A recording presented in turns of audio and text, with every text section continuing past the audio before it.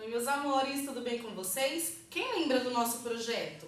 O nosso projeto é o aniversário do seu alfabeto e tem uma música que a gente ama cantar. Vamos cantar juntos?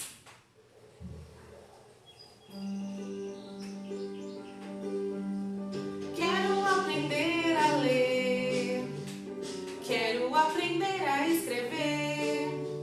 As letras têm nome, as letras têm sons e é muito fácil de entender. A, B, C, D, E, F, G, H, I, J, K, L, M, N, O, P, Q, R, S, T, U, V, W, X, Y, Z. A faz A, abelha. B faz P, bola. C faz C, casa. D faz D, dedo. E faz E, elefante. E também faz E, ela. F faz faca. G faz G, gato e Gabriela. H, esse não tem som. I faz I, igreja. J faz J, janela. K faz K, Karen. L faz L, lápis, lapiseira.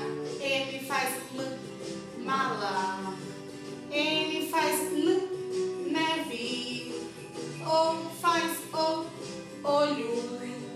O também faz O, óculos. P faz P, pare. Q faz Q, quero. R faz R, rabo. R também faz R, arara. S faz S, sala. T faz T, tapete. U faz U, uva. V faz vaso e também valente. W faz Walter.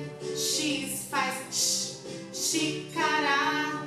Y faz I, iara. Z faz Z, zero.